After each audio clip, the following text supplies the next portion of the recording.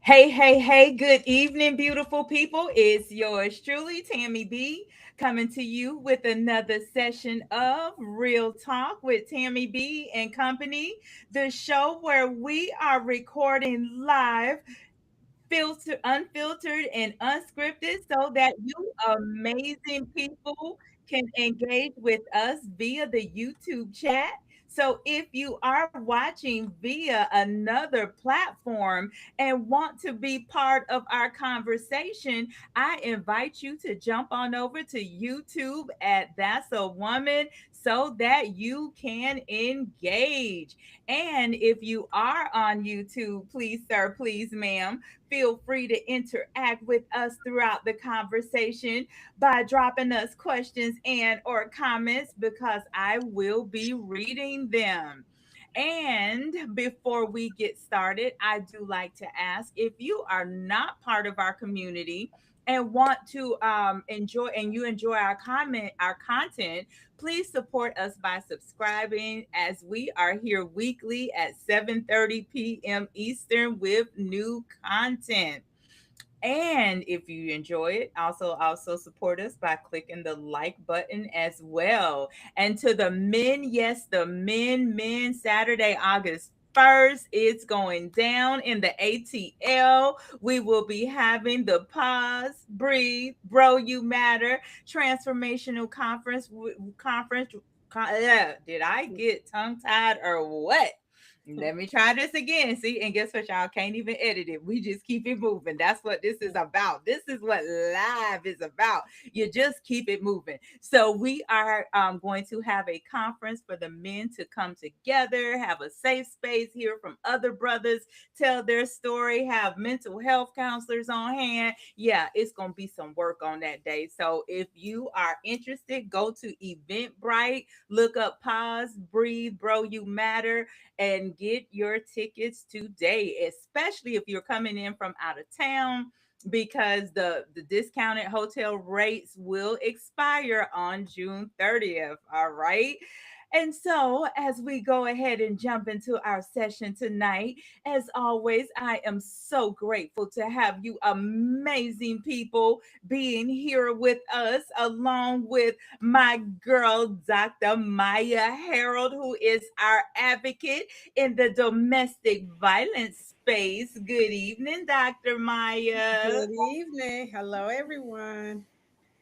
Hey, my love. Hey, hey, hey. And to Morgan Myers, peace, peace. Looking forward to tonight's conversation. Thank you so much for joining us. We are looking forward to giving it to you. How about that? We're gonna give it to you. What they say, what That's right. DMX say, X gonna give it to you. We gonna give it to you tonight.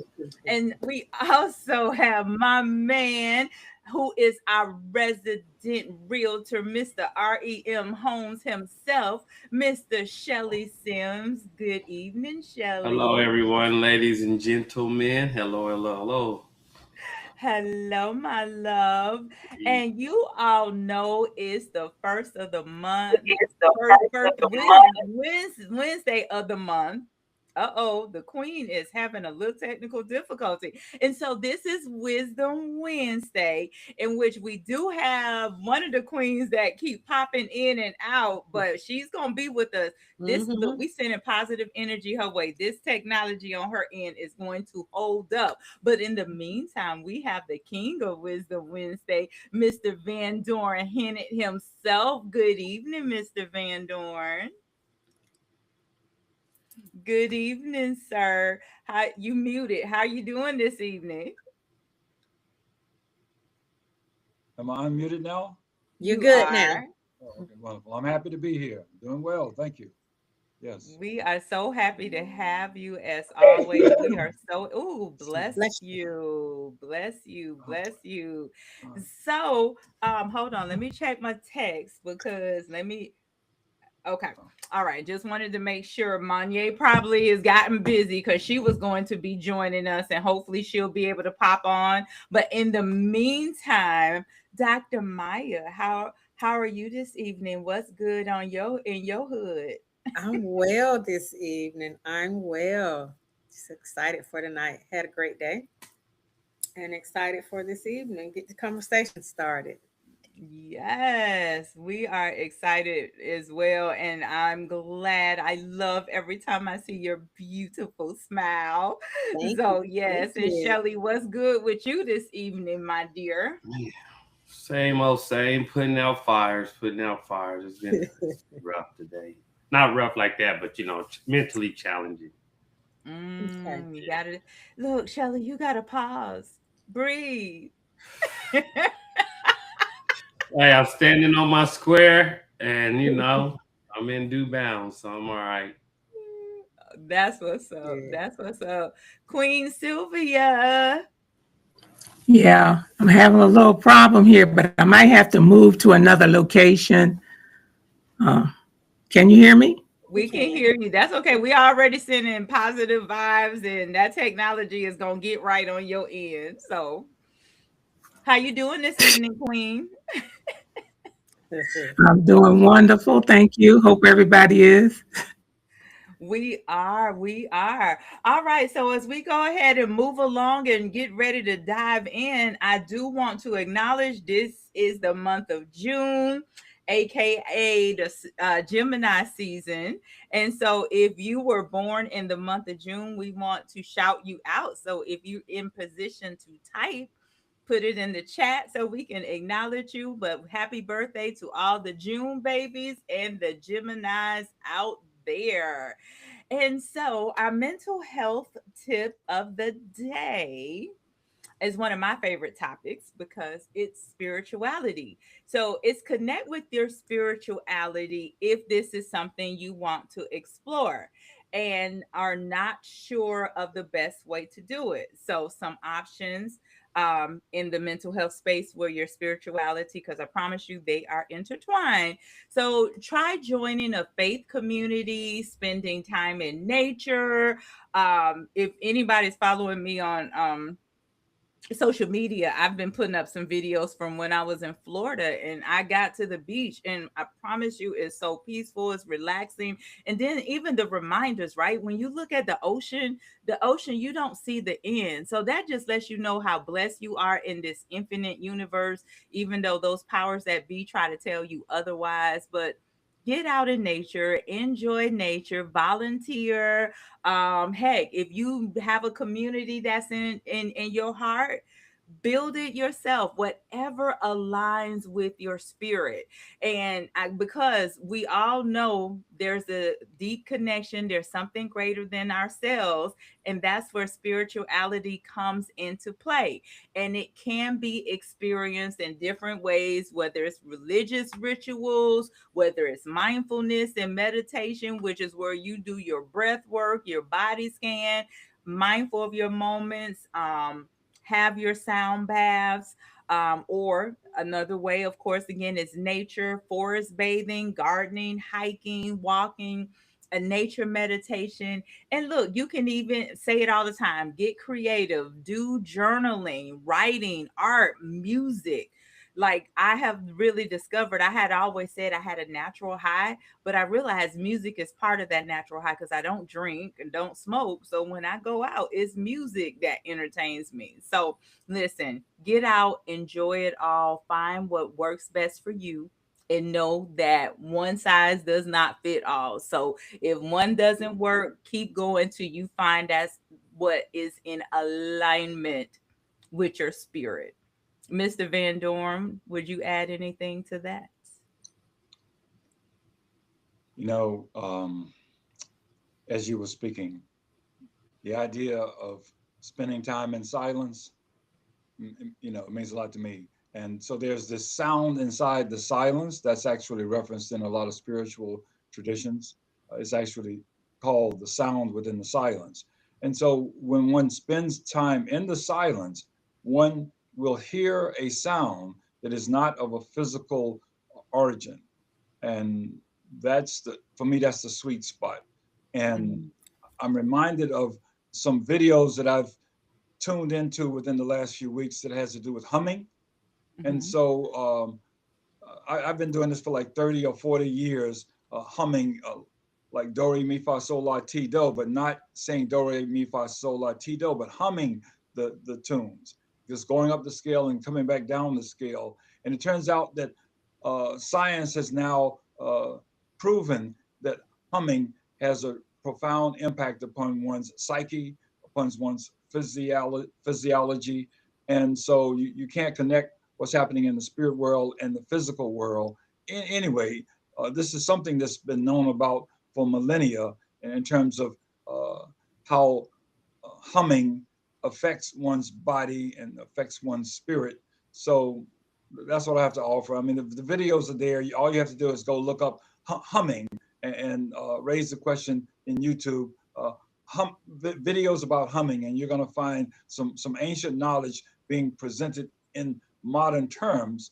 But for me, that's the sweet spot. You know, that's my music, right? I mean, yes, I'm identified with music also, but what's more important to me than music that we have been programmed to appreciate in the physical dimension is this sound within the silence that I'm alluding to, and humming is closely related to that. So thank you for asking.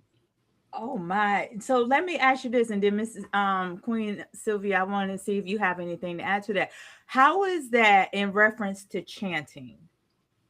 Well, is there a connection? Okay. Is there a connection? Let me tell. I once belonged to a spiritual community 4 decades, 4 or 5 decades ago, and chanting was the order of the day. You know, everyone was told to chant. But for some reason, I translated that into humming. So even though I would do chanting, I was more drawn to humming. And yes, there is a relationship between chanting and humming, but I can't talk about that relationship because I can't speak of it in terms of the mechanics. What's the relationship? I can't describe it. But yes, there is a relationship between chanting and between humming. For me, my go-to would be humming as opposed to chanting. But yes, chanting is powerful medicine. Yeah. Okay. Because Maya and Shelly, isn't that what Tina Turner did in What's Love Got to Do with It? Was she chanting or humming? Well, I thought she was chanting. Okay. Okay. She probably okay. Was. All right. I was curious. Abuela, you have anything you want to add to what has been said? No, good. All right. Okay. So since this is Wisdom Wednesday, I'm going to start with a question. And viewers, if you're able to chat, I want you to drop your answer or what you would want us to know in the chat. This is something that I want us to do because it's wisdom. So I want us to see if there's anything to help grow us that we've learned over the last couple of weeks. So I want to ask everybody, what is a gem that or a nugget that's on your heart that you would like to share with us? It doesn't even have to be related to the topic. What is something that you think that top of head, top of mind would be something good for all of us to hear tonight that will help empower us? Go ahead, Mr. Van Dorn. It's very simple. Find your way to generosity of spirit. Okay. Generosity of spirit? Yes, which would, let me translate that. When I say generosity of spirit, I'm talking about how do we serve? So, you know, I've said this before. What am I intending today? I am intending to be in a position to be generous, okay? And that generosity means giving something to life, giving something to the world, giving something to humankind. I love that. I love that. That is very good. That's very good. Sylvia, Miss Sylvia, Dr. Maya, Shelly, one of y'all want to take a stab at that?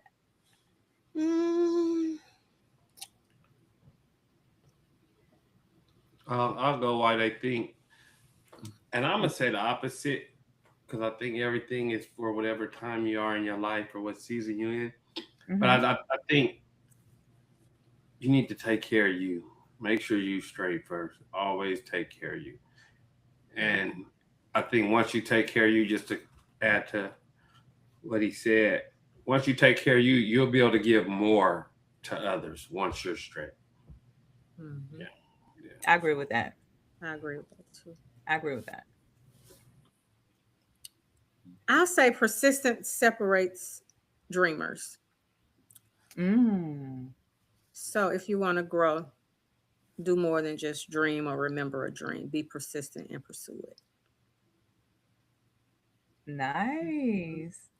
Well, because that ties into faith without works is dead. Like you Mm-hmm. can have all the faith in the world, but faith does require action on It our does. part. Mm-hmm. And I It think does. that's where some people they think if Like they have the faith, they could just be still. But they think it's gonna fall out the sky. right, Mm-hmm. right. Okay, good stuff. Miss Sylvia, you have anything that you would want to drop, or you just want to save yours for what you share with us tonight? I would just say in life, we have to always remember that we're going to have challenges. But if you don't have those challenges, you'll never grow and develop spiritually. Mm-hmm. So just Mm. be willing to accept the challenges that come up in our life, knowing that this too shall pass and that I had a lesson to learn that's going to benefit me spiritually. Mm-hmm. That's why I asked the question. So y'all will see what I'm talking about every month. It's stuff like this. These are little Mm-hmm. wisdom nuggets to help us. I appreciate everything that I just heard. And so I think for me, in fact, this is something that I am aligning myself to do more because I've learned we spend a lot of time asking and believing, and sometimes we're not in the receiving mode. So I recently learned of a mantra that just like literally says it was said, put your hand on your heart and say 3 times, I accept my heart's desire into my life. And feel that, because feeling is the secret to everything.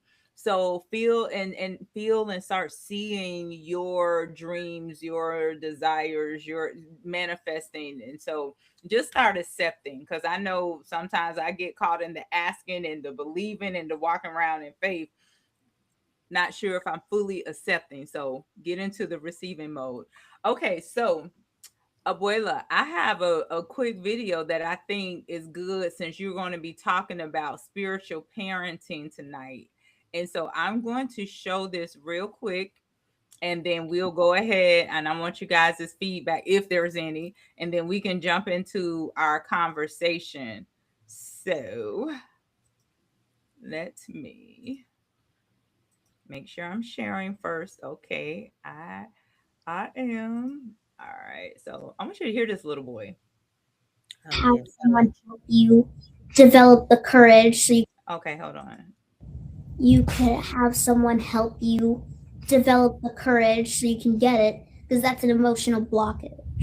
Oh, hold on, y'all. It went okay, hold on. It went straight to I don't know why Instagram You won't can start have over. someone help you. Let It me don't. do this. Hold on, y'all. Maybe if I do this and then maybe I'll go back because you guys got it. You can have someone help you develop the courage so you can get it, because that's Guys, because you got to hear this from the beginning. Hold on. Yeah, I like Hold him. on. I like that little boy. If you try Girl, to scroll He to has the a bottom lot of of it, wisdom. there's not a bar, and you can slide the bar back.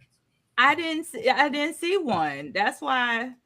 And I always hold on. Let me go because you guys. All right, I'm not gonna hit play until I share, because this was really really really good. Okay, now let me. It is just not gonna go over to start this an emotional conversation. blockage. Oh, so basically, when clients come to me, they're not necessarily coming to me to find love. They're coming to you to fix their blockage to find love, because everyone can find love. It's that they have a blockage that's stopping them from it.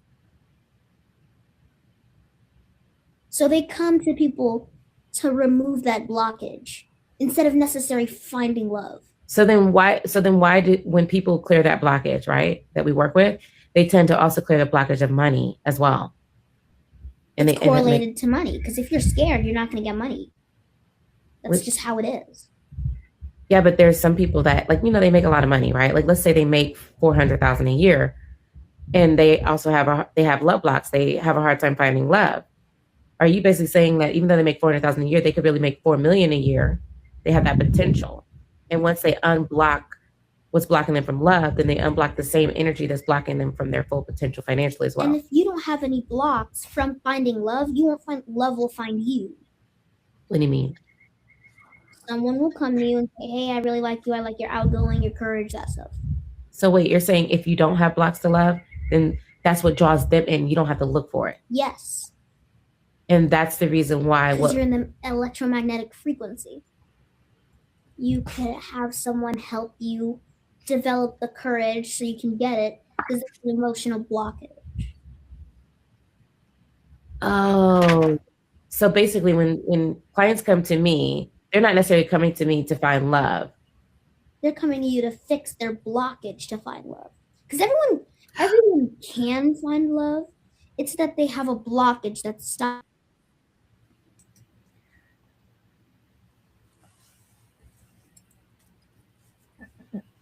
That was so much wisdom from a child. I'm in awe. I don't know about the rest of you guys. I just was like, go ahead, Mr. Randall. There are lots of children born awake. That child, I don't know anything about the Mensa program. I just know that I was born awake. I recognize them when I see them. Sister Sylvia received an email from me, and I think you did too, Tammi. A kid, an East Indian kid, asking the question, "What do you practice?" Do you remember that, Tammi? Did you see it? I'm thinking. I would have to go back. Well, you would not be able to forget this if you had seen the video. There's a little East Indian child. I think he has a green shirt on, and he's asking, "What do you practice?" And he says, if you practice, and I'm going to have to paraphrase this. If you practice being grumpy every day, you're going to get really good at being grumpy. Okay. And these are not his words. If you practice being grateful every day, you'll get really good at being grateful. If you practice being kind every day, you'll get really good at being kind. So the question that he raises is, what do you practice? And the correlation for me is, what do I intend? What am I intending in the present moment? What am I intending by breathing every day? Okay, so this kid is just another child that's awake. There are many of them that are born awake. A lot of times, the family that they're born into cannot support them fully. I had the good fortune of being partially supported in a significant way, not completely, but partially supported. No one poured any water on my dreams. No one told me that I could not achieve. No one, put any buffers on my psyche saying, you cannot. The only challenge that I had was I was told that it's your imagination. So, I had to navigate around that kind of blockade or barricade. But other than that, I recognize people like this. I call them people who are born awake in the matrix. Yeah. And you know what? They're also referred to as star seeds. Yes. And indigo. Wait a minute. Hold on. Which generation was the indigo children? Is it the older? I can't tell you, but I know we have these labels that are put on humans that look special or operate differently. And yeah, the indigo children are one of them, and the star seeds is another term. But people like this are born in every age, okay, in every generation. So there are different names for them, but it's the same phenomenon. Yeah. Well, I guess in a sense, it's just like Jesus, right? Jesus came born and awake, and so he was wise beyond his years. So same scenario. Okay, good stuff. Morgan say, okay, remove my blocks and my boo shall arrive. Got it. Little man tapped in. I love that, girl. I think we all gonna have to remove our blocks. All right. So Abuela, let's get this party started. So she wants me to share her notes. So I'm going to pull up my screen. If not, I can just read. Oh, no. I can share them. All right, you guys should be able to see.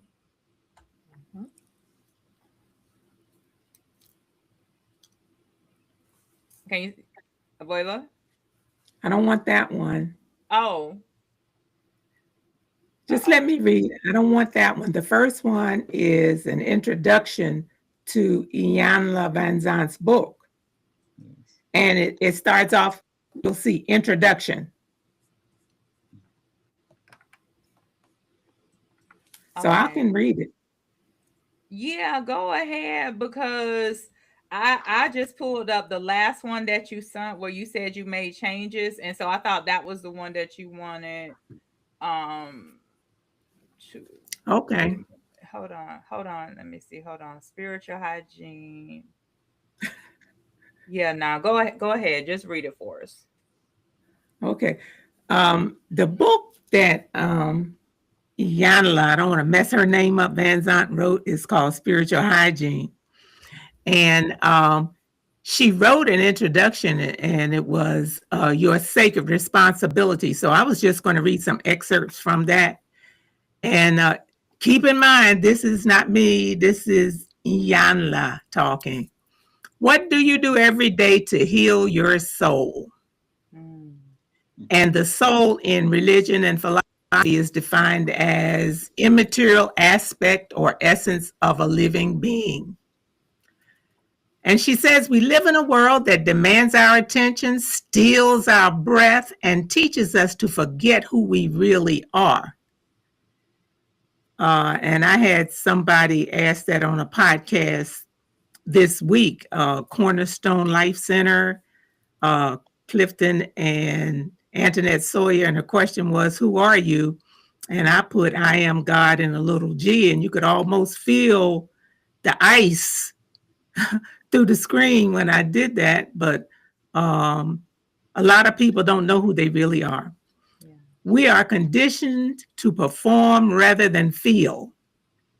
We pretend we're okay instead of doing the work required to be okay. You cannot pray away the pain you deny or the mental chatter you won't face.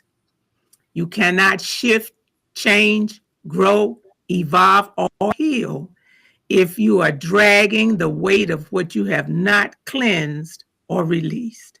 So she's saying that spiritual hygiene is a daily sacred devotion of clearing your inner space.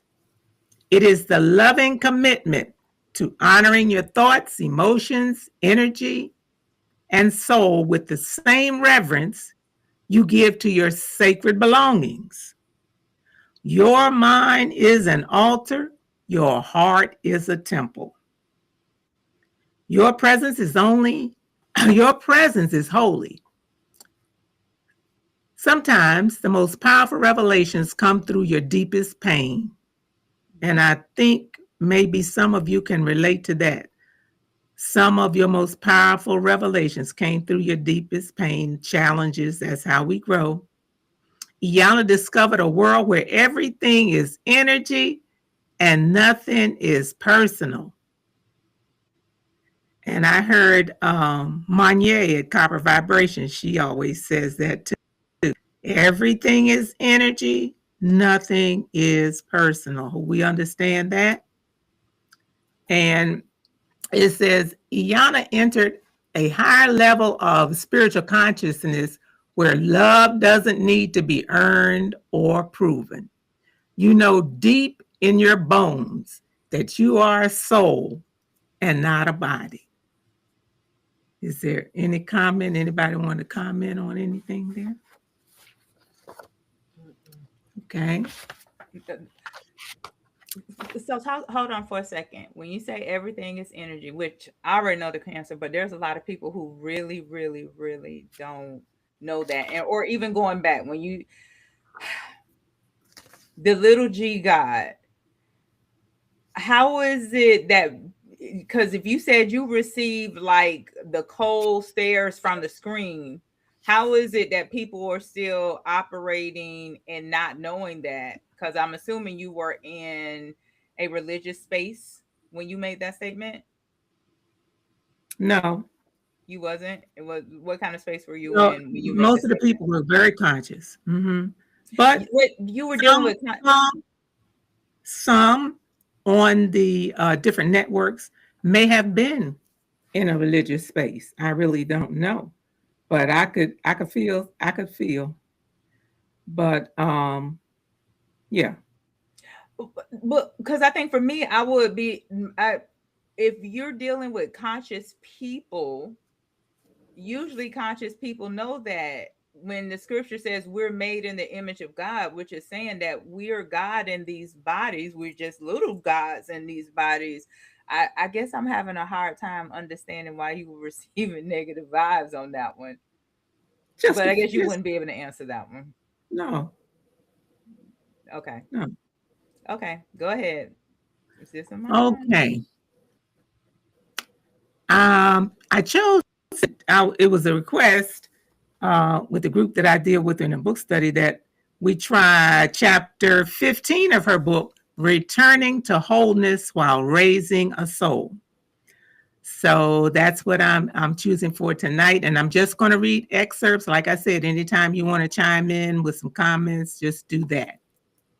So she says, I had to face a truth so sacred and sobering that it cracked something open in me forever.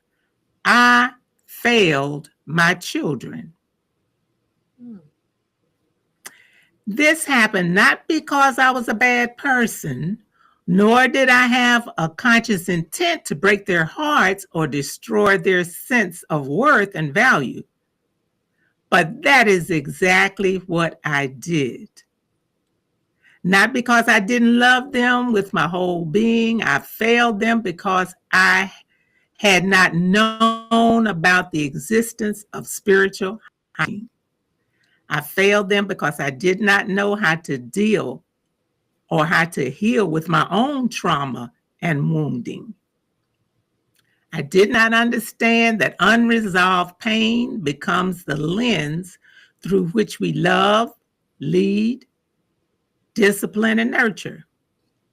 I believe that giving my children things, opportunities, comforts, and achievements could make up for what I had not learned or given myself, emotional healing.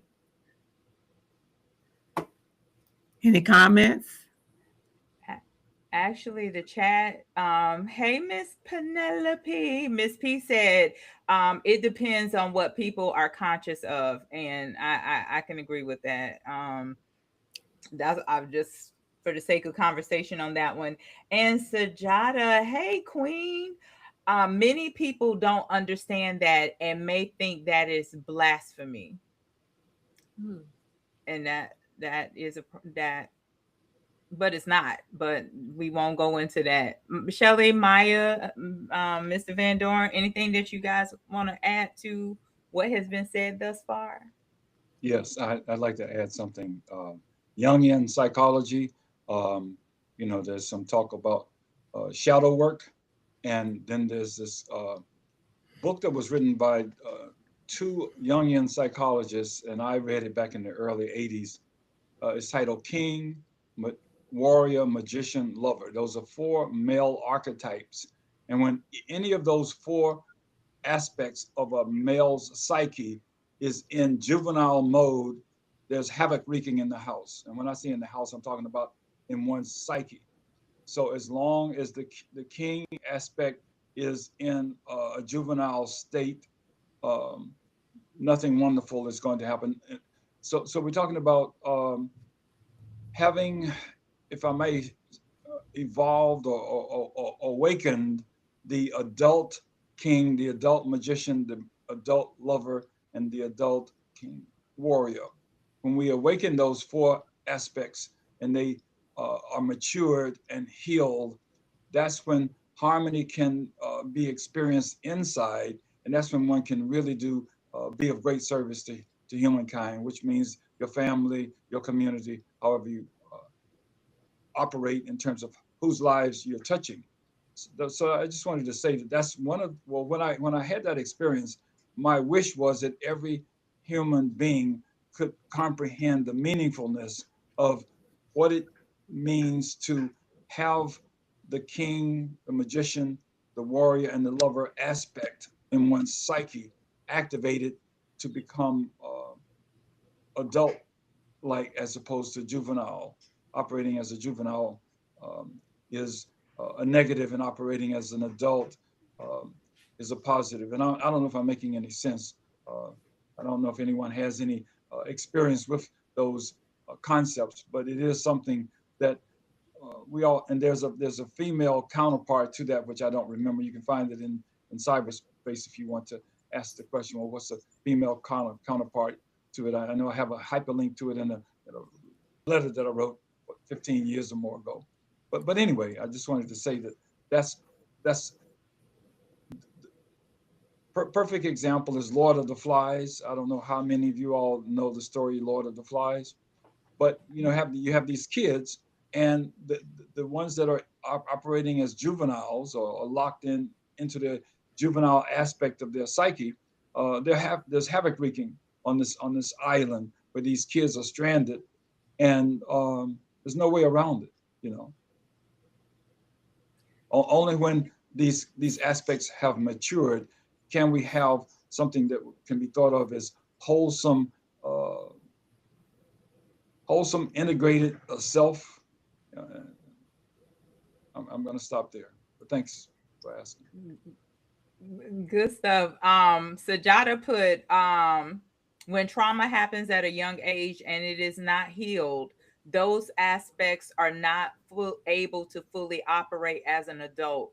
And I agree. And Mr. Van Dorn, you know what? Like, when you said shadow work, and I can't remember if it was last week we talked about, the term shadow work came up, or the week before, but people need to understand part of your healing. You're going to have to do that shadow work. And a lot of people, I'm going to be honest, I just learned about shadow work within maybe the last year of two out of my 50 plus years on this earth. So there's a lot of people that don't know about shadow work. And I then don't even know about shadow work. Never heard of it. oh, you don't? No. It's go ahead, Mr. Van Dorn. Well, there's another piece of this conversation, which is the term projection. Okay, so if we're wounded, we're not going to be able to do much more than to project our woundedness onto the world. Okay, so when a person does shadow work, they embrace their what we call the aspect, or the aspect of their psyche. They embrace that part of their psyche that is wounded, and by embracing it, one can actually, has the potential at least of healing it, because a lot of people are in denial of their woundedness, and if they're in denial of their woundedness, then they can't perform in a relationship or in a family without that woundedness factoring in to the equation. So the shadow work is simply looking at one's shadow, which would be, we can, I don't like to use the contrasting terms dark and light, but looking at what's hidden in the subconscious mind, and embracing it in reality. Yeah, really embracing it and saying, okay, I see my shadow. Now I have to, I can become friends with my shadow. Jalal Rumi, one of his translations by Coleman Barks, it goes something like this. And I don't know how to repeat this, but Coleman Barks is repeating something that Jalal Rumi had said, several hundred years ago.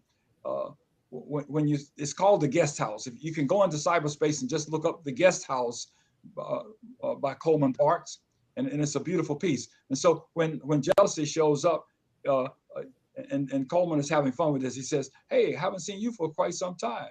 So that's the only one that I can remember, and I'm not even sure if he's referencing jealousy or sadness or some other aspect. that can be considered part of one's shadow. Does that make any sense?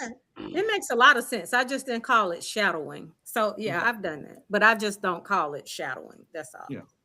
Okay. Well, and a lot of times too, when you're doing shadow work, like some people recommend that you are in a room of darkness, like you so it because you literally want to face you, and all the ugly, the not so pretty sides of you. I want to just say ugly sides of you. I want to use my words wisely, but it's healing. It's part of the healing. And the interesting part, I did shadow work not knowing that, like you, Maya, I didn't know the term for it, but I had to do the shadow work because the shadow starts bringing up those things that you have buried in your subconscious mind, those traumas from go back to childhood, whenever. It doesn't matter.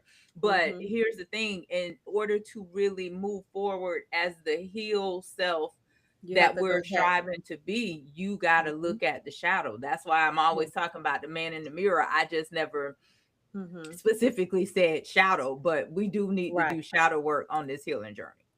Yeah, so that's what it is. I've done that, assisted people in doing it. I just never called it shadow work. That's just the terminology.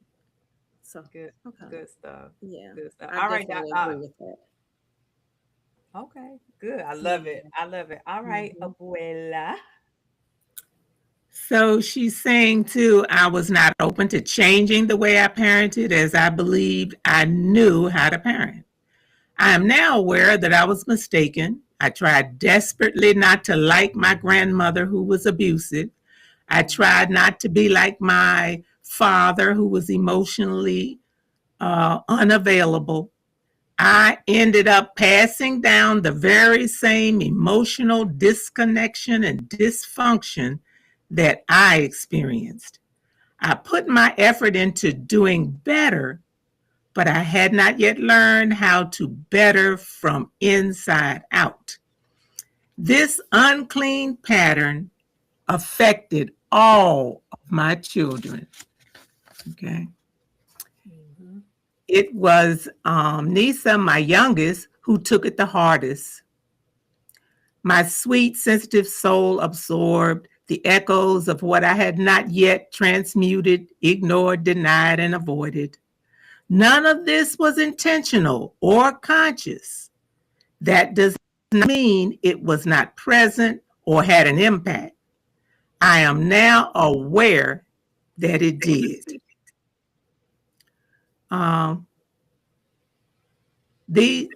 These are awarenesses, the sacred reckonings that I have discovered, acknowledged, examined, and forgiven. My children knew I loved them fiercely. They knew that I would take a bullet for them. Really? Rhonda transformed into Iyanla, masked and denied the wounds of Rhonda. Rhonda was Nisa's mother. Nisa. As Rhonda transformed into Iyanla, I became someone new.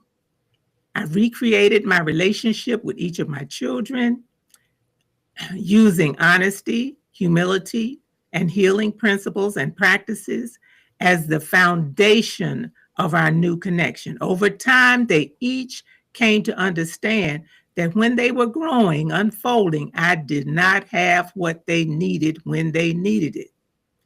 Just because I healed, it did not mean that their scars vanished. They had to choose how to face what they had inherited. Damon did it with bold questions and resistance that eventually gave way to clarity. Gemma did it with grace and elegance, becoming one of my most excellent teachers. Nisa could not or did not make the same choice. She chose unconsciously to hang on to her fixed third dimensional reality and experience. I now know is not just about raising children, it is about raising consciousness. Any comments?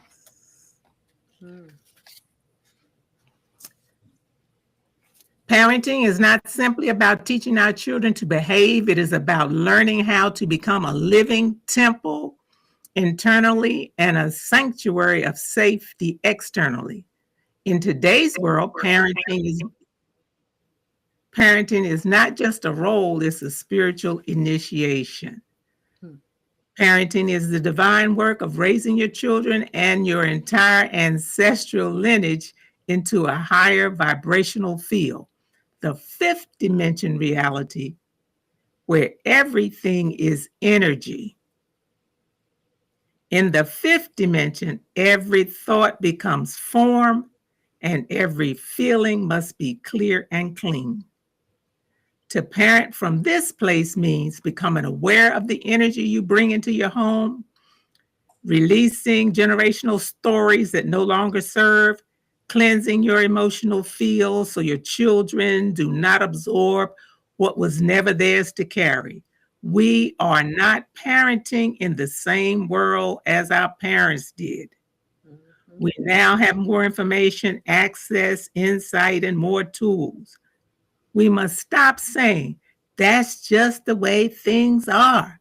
And because I said so, we must stop saying, I am the one who clears the path.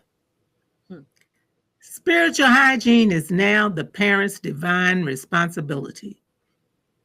It is a responsibility to cleanse what was inherited, to sanctify what is present, and to plant only what is worthy of the future. This is how we parent in the age of light. This is how we create a new reality. Okay. Now, that was... Okay, wait, look. You mentioned it twice, and I know some people may hear what you're saying and be like, what is a 3D and a 5D? Because if you're talking about energy, you really, I think, are you able to talk to that, or Mr. Van Dorn, are you able to talk to it? Because a lot of people don't know that. They don't, but you still have people that really don't accept and know that we really are in a matrix. Can someone please give a brief explanation of the 3D versus the 5D reality? You can't? I can't touch it. Okay. All right. Look it up, guys, because the reality goes beyond. Go ahead.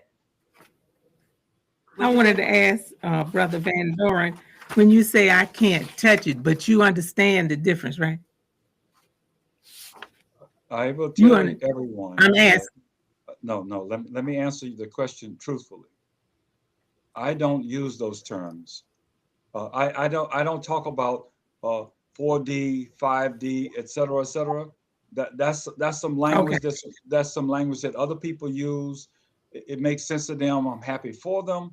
I don't go there. I use other language that makes more sense to me, that I feel is more accessible to the masses than those terms. I don't use those terms. I actually. Okay, so what language would you use? And that's similar to those terms. Well,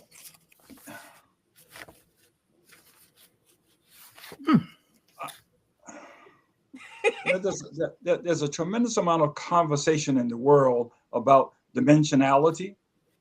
1 dimension, 2 dimensions, 3 dimensions, 4, 5 dimensions, 6 dimensions. How many more? I'm being playful now, right? But there's a tremendous amount of talk about dimensionality.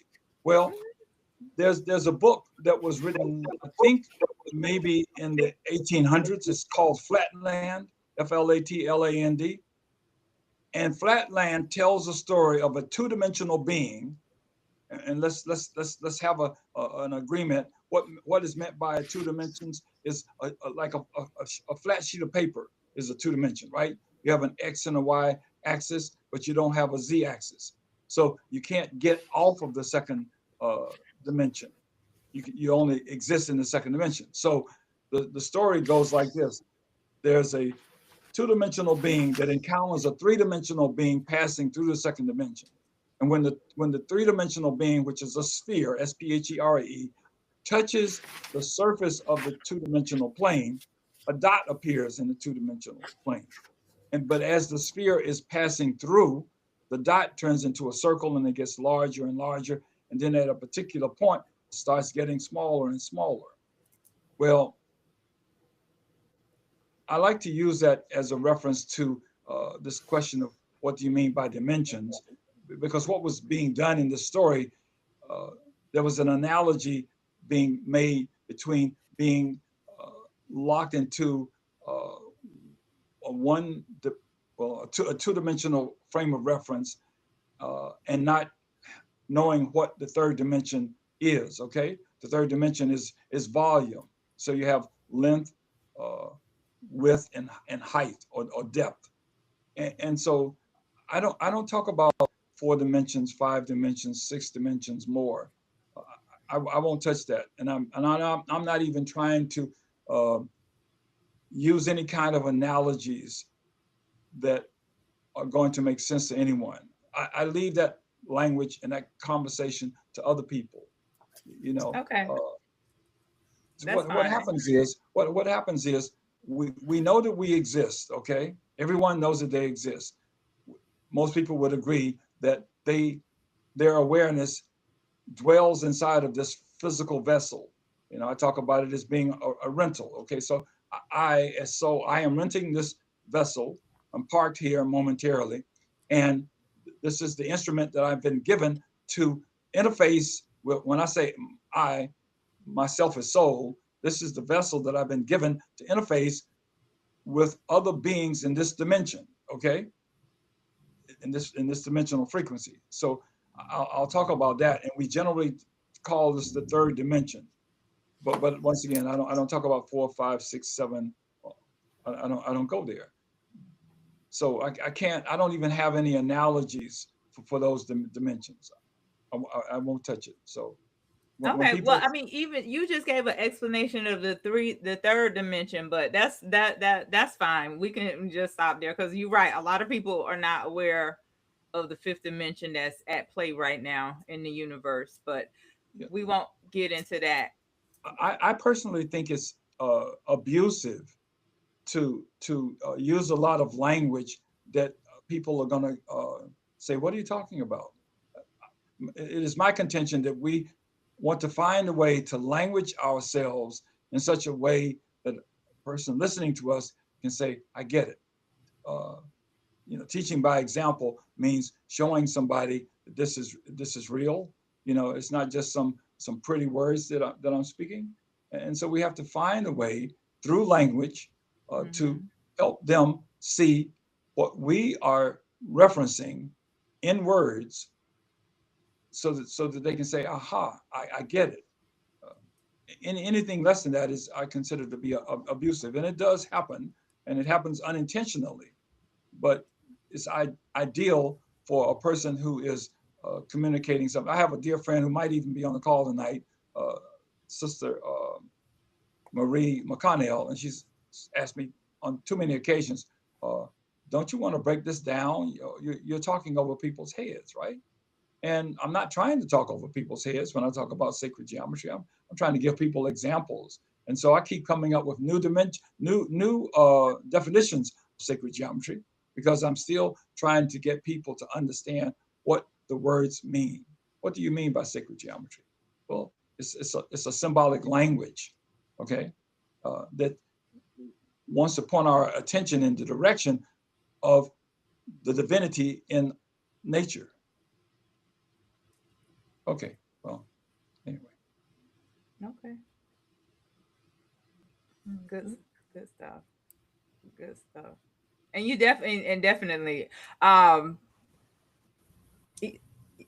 I still like to share stuff, and you're right, don't want to abuse, but at some point, a person may hear, and it's. I believe we plant seeds, right? We could plant a seed; it could take root later in life, but only because she mentioned it in the book is the only reason why I targeted it. I zoned in on it, but Shelly, Maya, y'all have anything before I give it back over to Queen Sylvia? Mm-mm.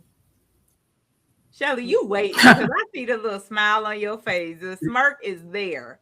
because I want to try to explain it, but I only know it how I know it, so I don't, you know. No, we So want explain to it know. how No, you tell us, would. Shelly. Help Shelly, me tell out. us. I'm lost. Help me out.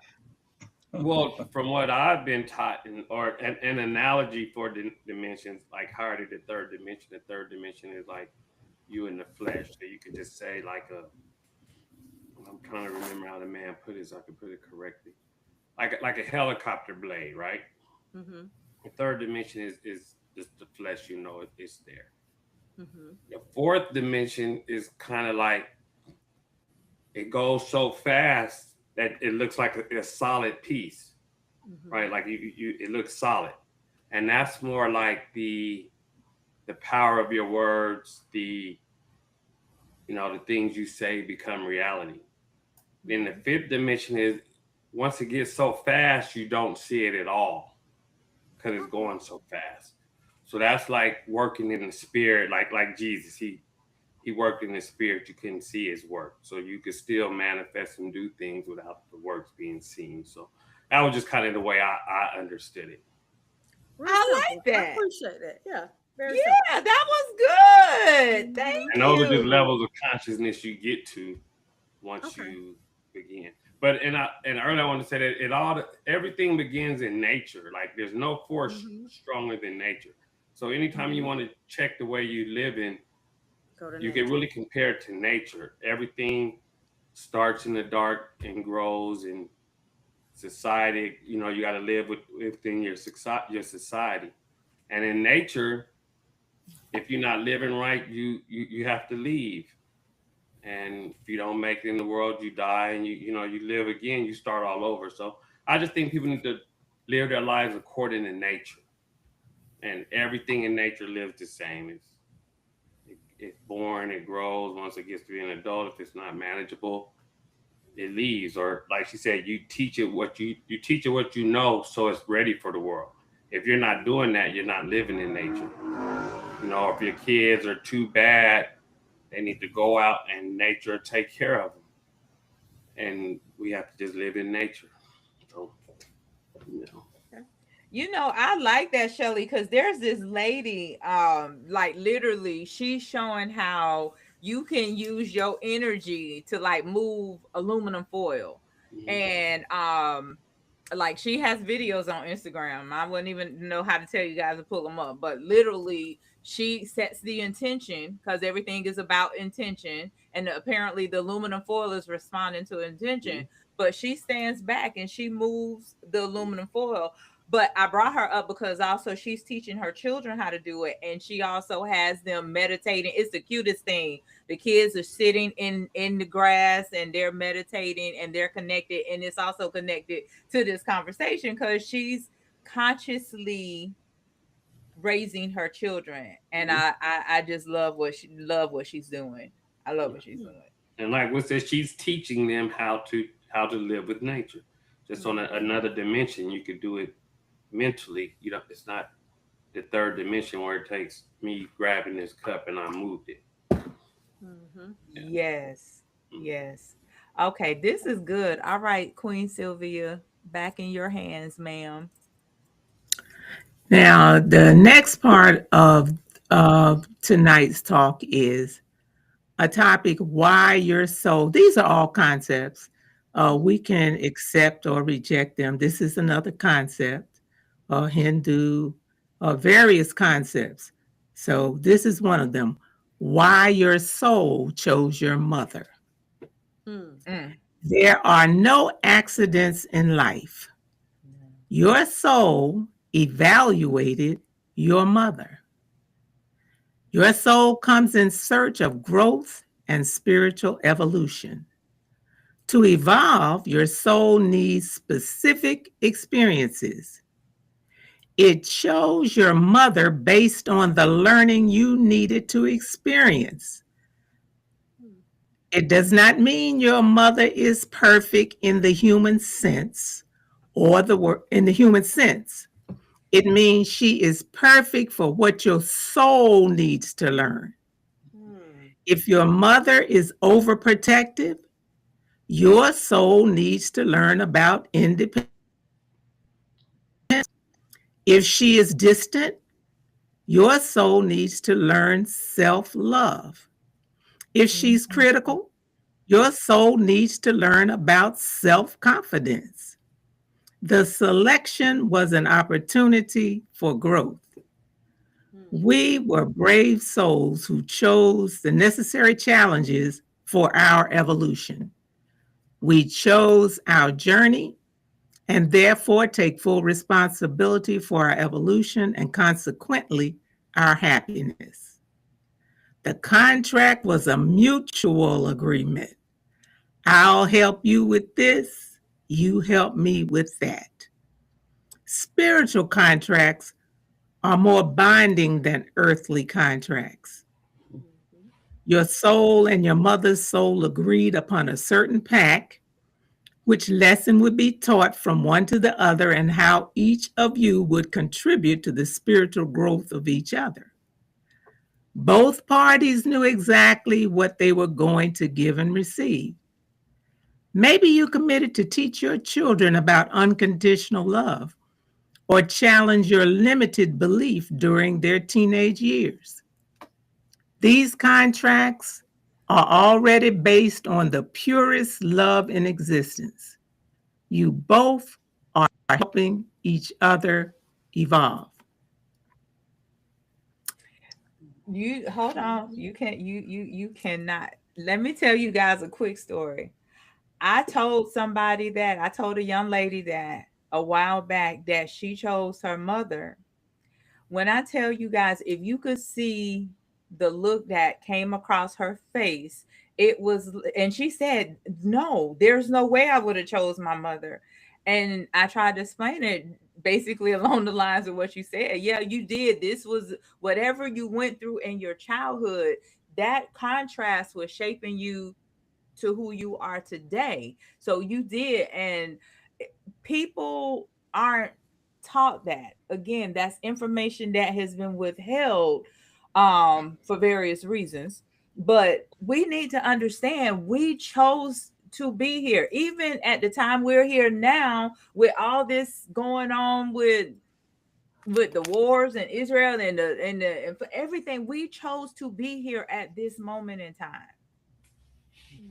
It is part, and another thing to this point, it makes it hard when you are consciously aware of this. You don't always remember what you came here to experience, but there are some things even between people, like some of the harm that's done to each other. There are actually soul contracts for those things too, but I won't get into that because that could take us deep. But anybody want to comment on any of this? Everybody quiet. Quiet. Every, Crickets. it's yeah, because it's deep. It's deep, but like when Miss Sylvia a couple months back talked about Journey of Souls with Michael Newton. He talked about soul groups, soul clusters.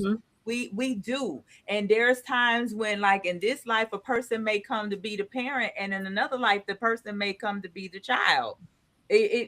People switch roles and responsibilities in the alternate lifetimes. So you're saying each one of us, we get to pick who our parents gonna be before we're born. Yes.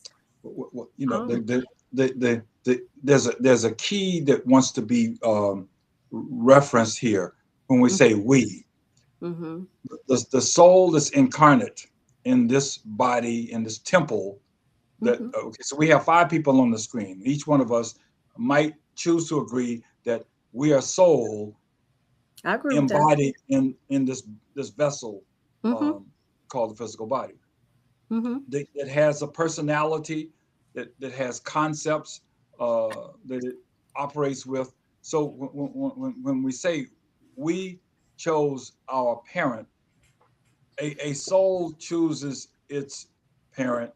And so to contextualize the conversation, saying a soul chooses its parent, or souls have soul contracts, the human personality may be completely unaware of any of this. And so when we present this idea to the human personality, to the ego self, the ego is going to push back saying, you got to be crazy.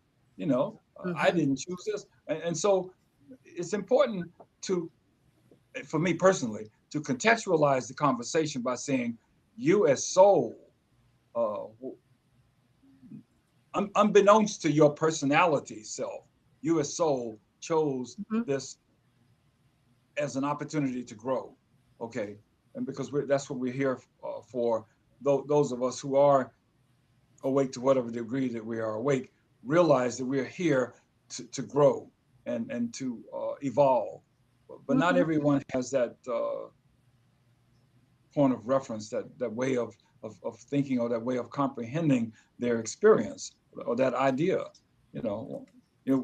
We've heard the term concept several times tonight, and so reality is concept based. And so one person's reality is different from another person's reality simply because of the concepts that they're married to.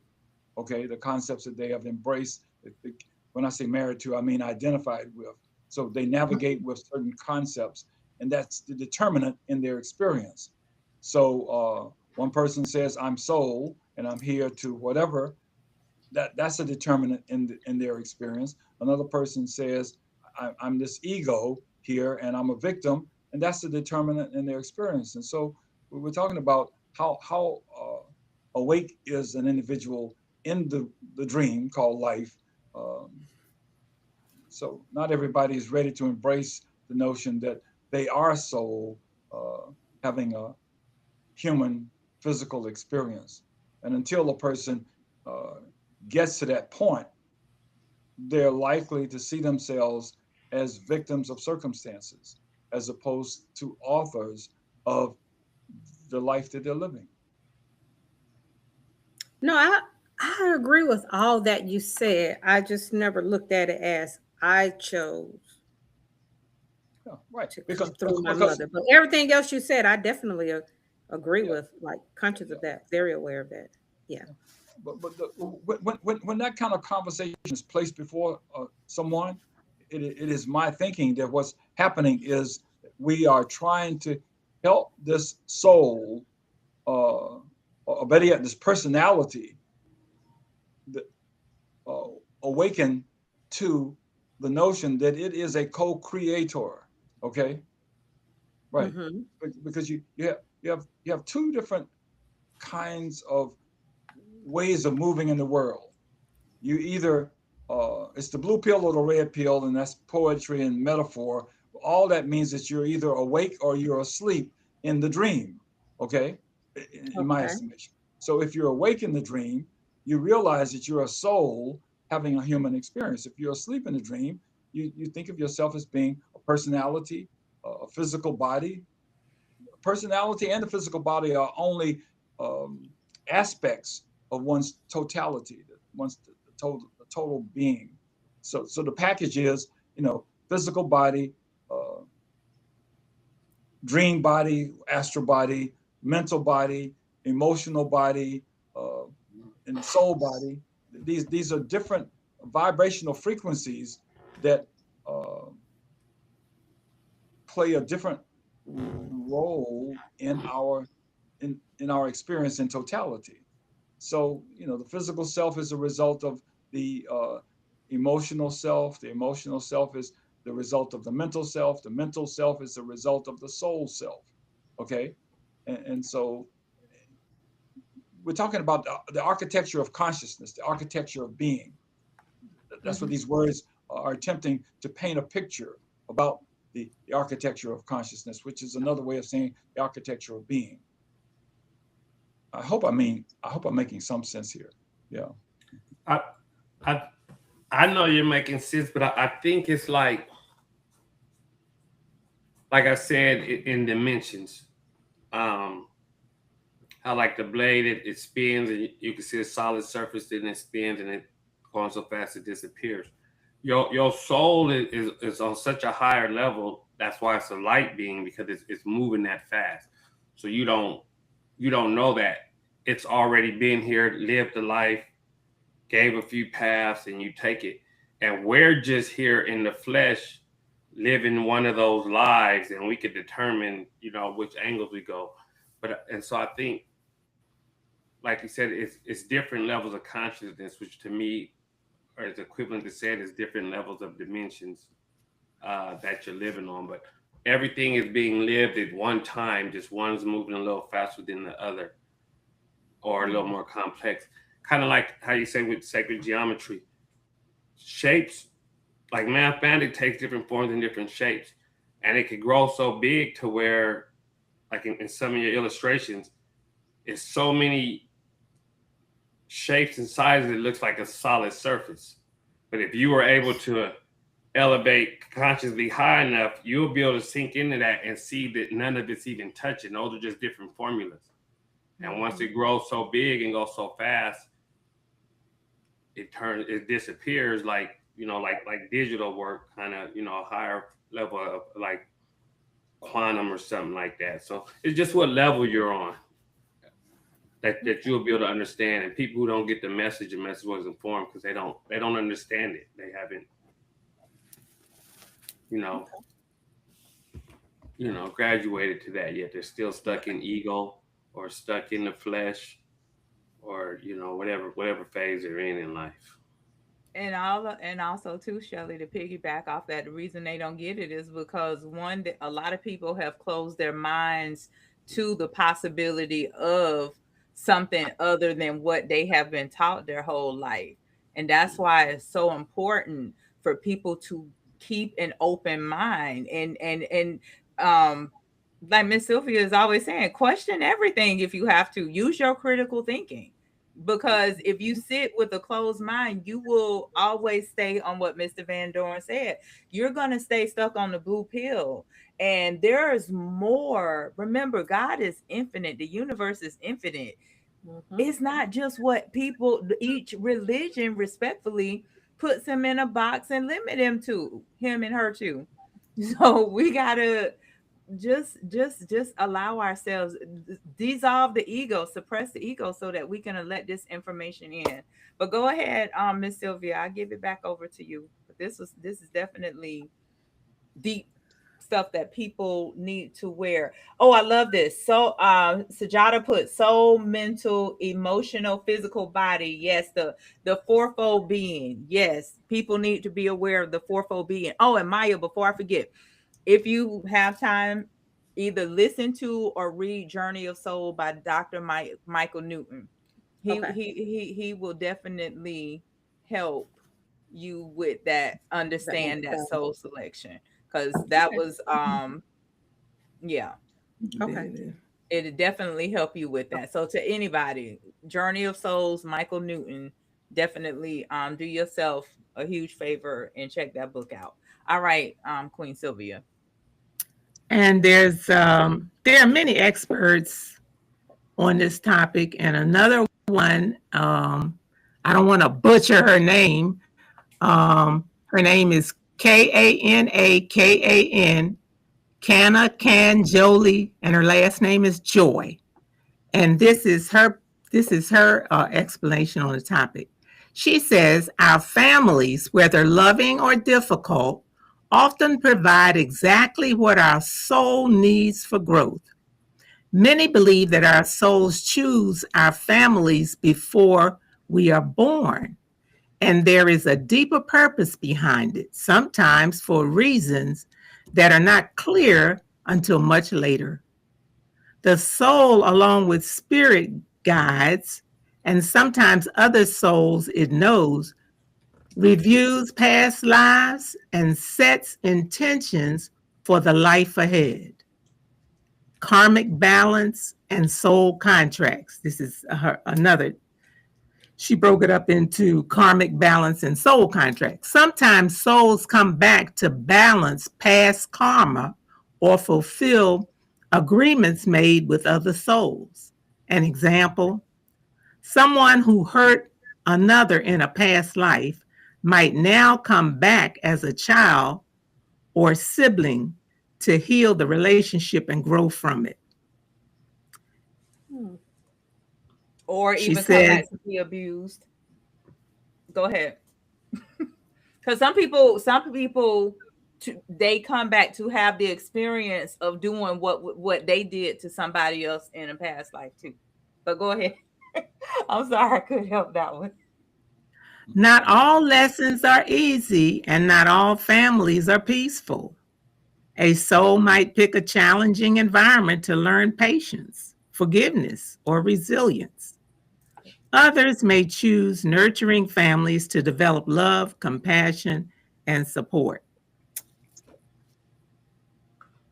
And going back Okay. to what you said, some a person has to learn.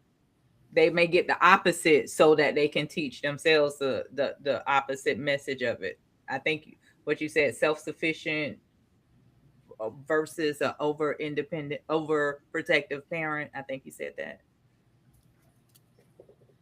In other words, learn their lesson could be the opposite of what they Where they're incarnated living. into. Yeah. And thank So you, Sajada. The fourfold being the journey of souls. Yes, yes, good stuff. All right, go ahead, Miss Sylvia. I was going to say, so a lot of times parents condemn themselves, and there are other ways of looking at this life we find ourselves in. Yes, Mm-hmm. absolutely. Agree. That's why I'm enjoying this conversation because it's an Mm-hmm. eye opener. This is you know what, conversations like this make a difference because everything that you said, parents always say do it because I said so or do as I say but not necessarily as I do.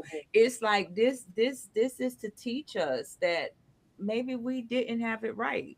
Because one of the things that Yala has always said too, Ayala, and I've heard her repeatedly say, I was a horrible mother, but I was a great father Hmm. because she was the disciplinarian, she wasn't the nurturer. That has been part of her testimony as well. Don't know if you've heard it before, but I've heard her say that multiple times. Hmm. But I want you to know that the last part about why your soul chose your mother, Mhm. that is not in spiritual hygiene. That's not Yala's topic in her Okay. book. No, but that was a good insert. That was a good insert. And Okay, so Morgan asks, I made the comment, I wonder what I had going on in a past life to choose this. LOL. So Morgan, Hmm. if so there's a way to find out, but I don't know what your belief system is.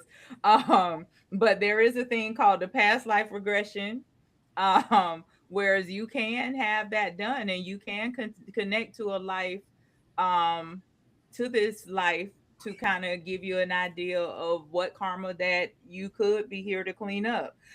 Interesting enough, a couple months a little back, about 2 months ago, I met a lady who actually has access, she's able to access the Akashic records.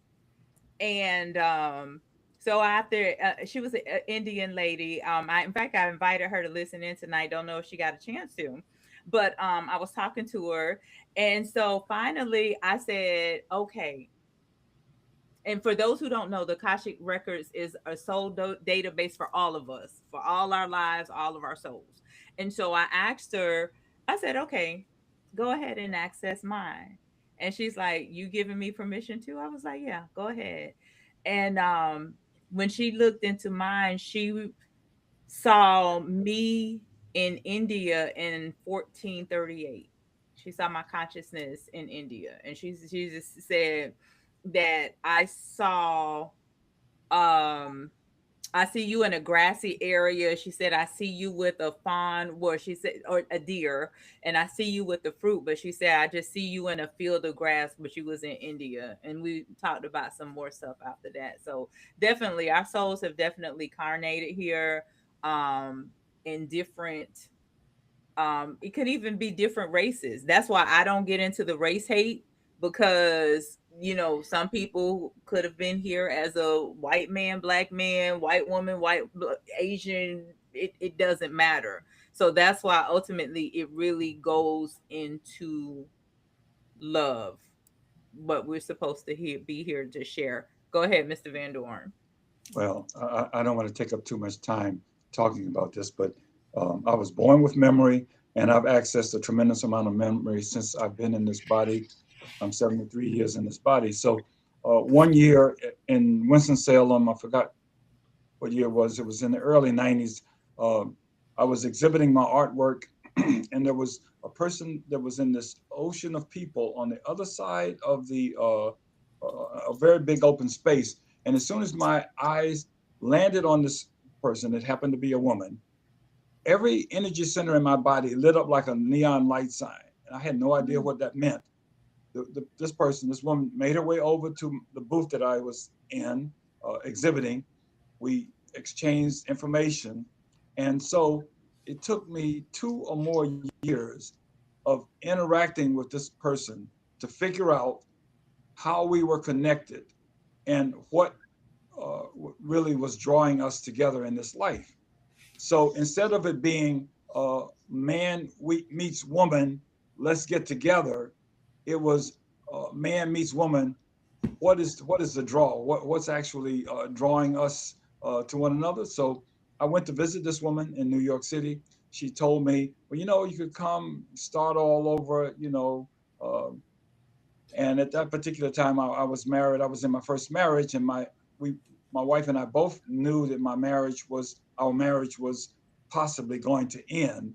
And so she said to me when I went to New York, she says, "Well, if you come back, great, and if you don't, it wasn't meant to be." But I came back. But what I learned when I was there, I was sitting on the couch talking to this woman, and all of a sudden had a past life flashback where we were Watusi males in Africa. We had just gone through the initiation process. So we had our spears and our shields. There were 3 of us out in the field playing. I threw my spear across the field. It went into this other soul's rib cage. And when I got to them, they were on their back. They looked up at me as if to ask the question, how could you do this? Well, too late. That's what happened. That particular soul died as a result of this spear going through their body, and it took however many lifetimes for us to come together again as 2 souls, trying to answer the question, what's the draw between us? And so the other dimension is that she had a dream one night while I was there, and there were these 2 orbs of light hovering above her. And that particular night, we actually slept in the same bed. No love making or anything like this. Just slept in the same bed. And she woke up from the dream and told me about the dream, and I knew exactly what had happened. Her brother, one of her brothers who was dead, one of my brothers that was dead. Those 2 souls were trying to get her and myself to couple to make a physical body for them to come back into this incarnation and be close to us again. Okay. Now, this is what I knew to be true. I'm not saying that this reality or this truth was shared with this other person. What I'm getting at is that these types of clarifications and answers are available to all of us. It depends upon how free one is and how unencumbered one is with self-limiting concepts. And when I say self-limiting concepts, I'm talking about all of the things that we talk on Wisdom Wednesday, that we are souls having a human experience. When we stop thinking that we're personalities or physical bodies, and that's it, and we have some sense of ourselves as souls, we can actually access more truth, if I may, have a deeper understanding of who and what we are and why we're here. And so it's called the journey of souls. That's all of us on the same journey. We're at different stages in our development and our awakening, our spiritual awakening. But there's only one life, and that's the life of waking up in the dream and realizing how we can be a contribution make a contribution to other people's growth. First we have to wake up. You can't help anybody if you're asleep in the matrix. There's little good that you can do, unless we say that person who's asleep can show up as a point of aggravation, or I'm trying to be playful now. Yeah. So, okay, No, I'm going to stop. I had to go there, and thank you for giving me the time. We are in the process of waking up and remembering who and what we are, and so we're all at different stages of that awakening, or in that awakening. And you know what, Mr. Van Dorn, it's interesting you said some of the stuff, I mean, all of the stuff that you said, but one of the things that really just like in my spirit, my soul is leaping, because this morning, the angels was giving me, or the other side was giving me, like, the answer to everything you need is inside of you. Mm-hmm. That's why it's so important to spend time in meditation, spend time in silence, spend time in quiet. Anything that you need the answer to is there. But if you're constantly in the state of knowing and going and this, that, and the other, you won't hear it. So it's very important. Very important. Um, Morgan, can you tell me what an MDR is? She says I'm getting an MDR session with a sister soon. I'm anybody know what an MDR is? Okay, we'll allow her to tell us. Okay, Miss Sylvia. Well, I hope this has been an enlightening conversation for some. Um, when I did this book discussion with another group, the mothers in the group, there was not a dry eye in there. So I said, maybe we need to look at other alternatives.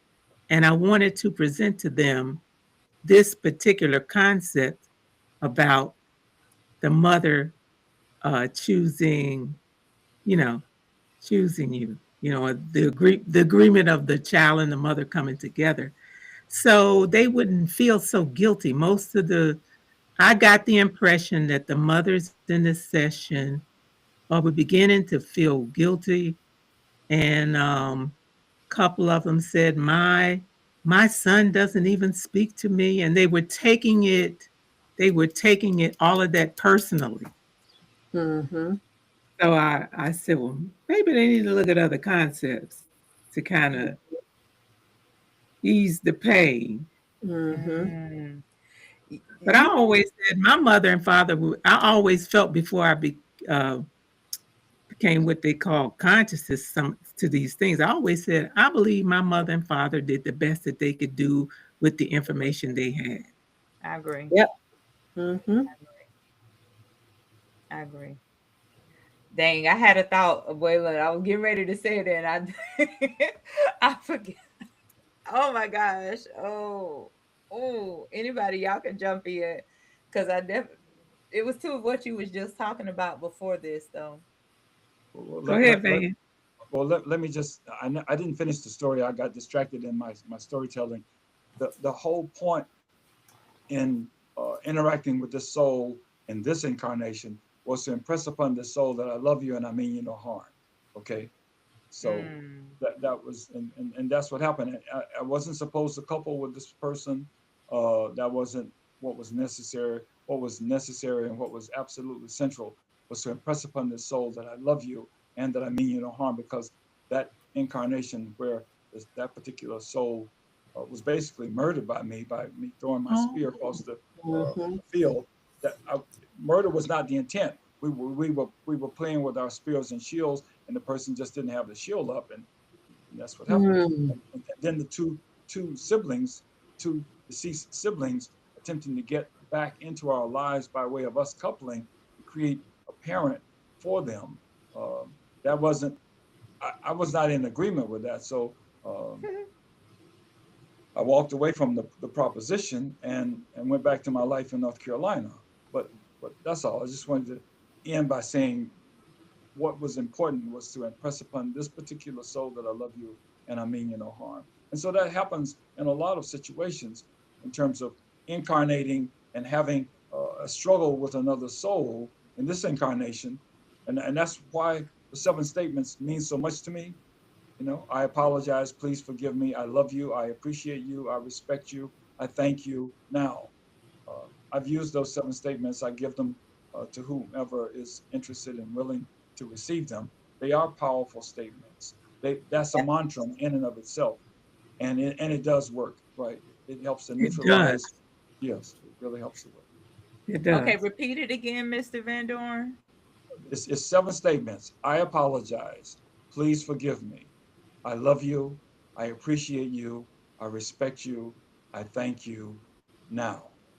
And so anybody that knows anything about the seven chakras, you started the root chakra. I apologize. So a tremendous amount of trauma is still localized. And then first and the second chakras. But then when you get to the Tantian, the solar plexus, that's where I love you comes in. Then at the heart center is I appreciate you. The throat chakra is I respect you. The, the third eye is I thank you. And then the crown chakra is now. So Oh, you can do a round. You can just say that over and over and over again, and those words reverberate uh, reverberate across space and time. So it becomes a non-local phenomenon, a trans-temporal phenomenon, where healing can take place inside of you and across space-time. So you're touching all of creation when you say those seven statements.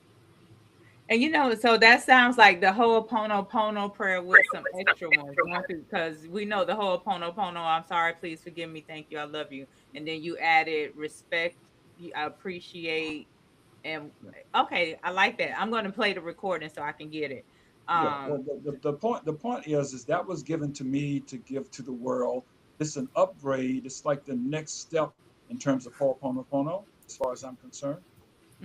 it So is. Ho'oponopono works. I studied teachings. I understand them intimately, and what I did is I reconfigured it. So instead of saying I, one can say we. If you're doing group work, you can say we. If you're dealing with Mhm. your family ties, your family in conflict with another family, we apologize. Please forgive us. We love you. We appreciate you. We respect you. We thank you now. And I can guarantee you, you can say those words, you can think those thoughts, and they do have a profound impact upon the experience. Nice. Mhm. Okay, so what I was going to say earlier was parent, and then I want to read this comment in the chat. Um People go through life saying, "Oh, you didn't choose your parents," or no, kids didn't ask to be here. That's what Mhm. that's one of the I things used to that, hear that a lot. Yeah. yeah, Hmm. kids. But the truth of the matter is, we really did. That's a whole nother level of awakening. Okay, so Morgan was talking about MDR is a multi-dimensional regression, aka a past life regression. A sister named Delilah Soul here on YouTube. She's from the state but currently resides in Senegal, and she takes folks to their past lives. So Queen Sylvia, she has a question for you. For the oh no, maybe it's you.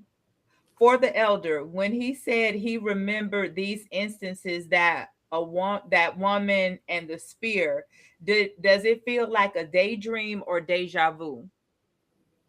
Uh, all I can say is that I'm sitting in her living room on a couch talking to her, and all of a sudden I have recall. So I'm not so sure if I can call it deja vu or whatever the other term that was used. But for me, Daydream. it was like accessing memory, Mm. revisiting an experience. Uh, Everybody here has an experience where they remember an experience that they've had somewhere.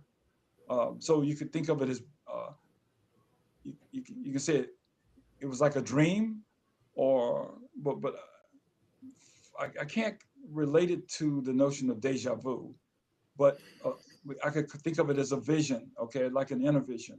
Uh, but well, see, my experience is no different from a lot of other souls' experience. we have memory, and you could think of it as a dream if you want to. Uh, I apologize. That's the best that I can do. No, It gives. that's fine. That's Okay. fine. You can only remember it as you remember it. And so, but she added, she said, "Oh, okay, you just recall the memories in the moment." And she's like, "Wow, that's pretty cool." And Sajada said, "I apologize. Root chakra, solar plexus, I love you. Heart chakra, I appreciate you. Throat chakra, I thank you. Third eye, I see you. Crown," and then she put a question mark. What was the crown? I thank you, and then the crown is now. The seven statements are: Oh, I now. apologize. Yeah, I apologize. Please forgive me. I love you. I appreciate you. I respect you. I thank you now. Good stuff. Good stuff. And if you can say that, and think about your water, you're working some high magic. Yeah. Oh my God, that is big in itself because we supposed to be blessing our water. I have peers that I've met and became friends, really family with very quickly. Like we already knew one another, so I knew we had to be connected via past lives. I totally agree with that. Totally agree. Miss Sylvia, you smiling? What you got? When he mentioned water, I thought about the fact that we are predominantly water in our bodies. So when we making those statements, I can imagine the kind of effect that that's having on the body. Yes. Yes. So say those words to your water. Yeah. Oh yes, okay. I love that. Cause I definitely been blessing my water, like thank you, hydrate me, and this, that, and the other. So I like that. So I'm gonna add that to it. Okay, this is good stuff. So we'll go ahead and start bringing it in. Unless you had anything else that you wanted to add to it, Abuela. I'm, I'm finished. You finished. You finished. And for those again, Spiritual Hygiene by Iyanla Van Zandt. Actually, I'm actually listening to it now. I was trying to get to the spiritual parenting section before this podcast, but I wasn't able to get there. But she is definitely saying some good stuff. I just finished listening to the part where she really talked about how she went from Rhonda to Iyanla and talked about the difference between the two. So, very, very powerful book to help really guide people look into that shadow work. So, good stuff. All right, so we'll go ahead and start bringing it in. I'll go round robin. Yes, a soldier's dream. Good evening, Queen. You with us, vibrating to a higher frequency. Ultimately, that's what the manifestation. Oh, something that was said earlier, and Shelly, I think you might have touched on it. Like the going back to the dimensions. That's what I was gonna say.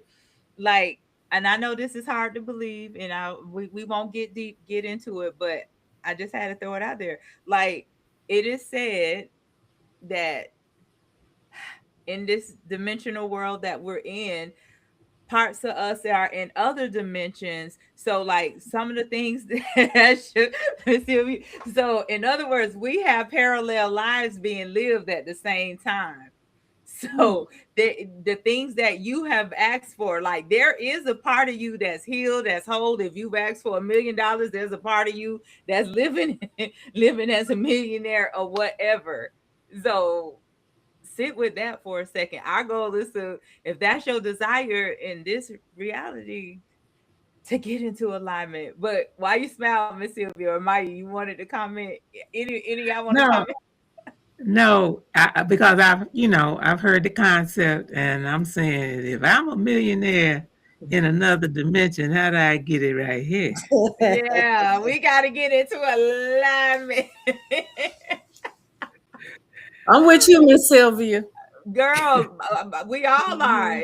Listen, Morgan said, I just learned about parallel lives and that blows my mind. Yeah. Well, one to really blow your mind, and I'm not even going to touch it, but I'm going to just throw it out there. Like, literally, they say the past, the present, and the future are also happening simultaneously, too. But I'm still having Shelly shaking his head. Yeah. But I can't even begin to talk about that. So, but I have heard, like you said, Miss Sylvia, the concept of it all. And also too, if you watch Marvels, like, or in DC, the Flash was DC comic. Like, the Flash was always having episodes of parallel lives, Earth 3, Earth 36, and stuff like that. But I didn't know then when I was watching that stuff that really kind of does tie into this reality that we're a part of. So good stuff. Good stuff. Mr. Van Doren, come on, give it to me, because I see you smiling. I see you smiling. No, I'm humoring myself, thinking about how all of this works. Yeah, right. Yeah. So we cracking the code. As Iyanla said, she had to crack the code from the parenting. We cracking the code from the reality. This is stuff that can help people. Yeah.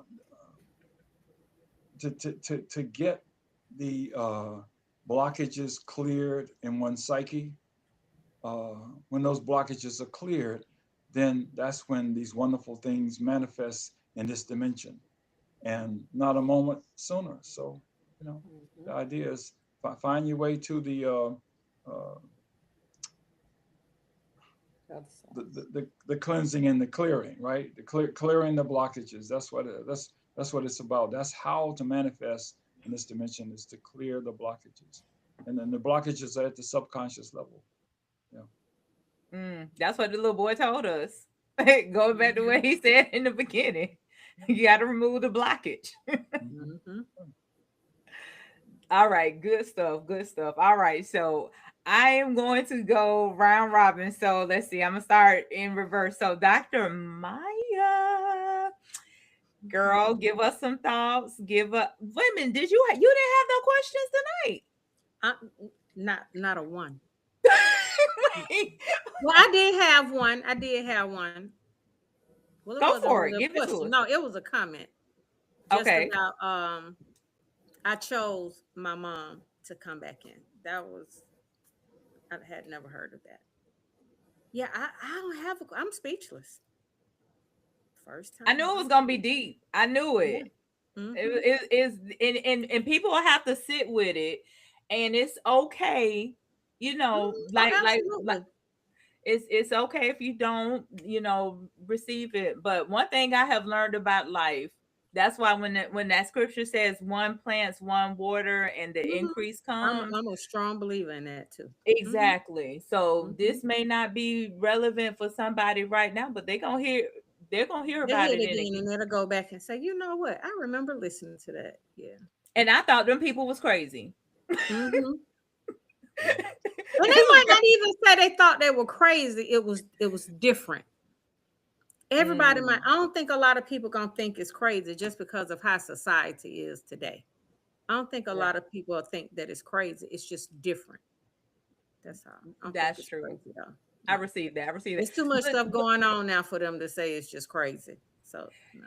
Exactly. And here's the thing though, that information has been out for years. Like the book, Mr. Van Doren and Shelly, even you, because you know about every book out here.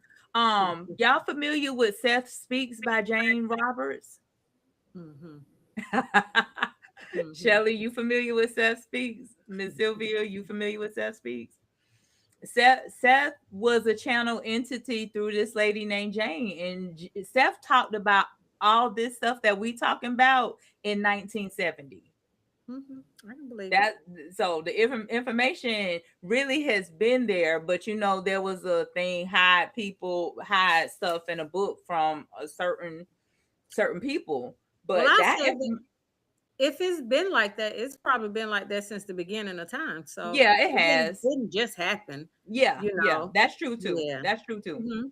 That's true too. Yeah. Yeah. Because even really, Dr. Ernest Holmes' book, The Science of Mind, and that was written in 1930-ish, 38, I think it was.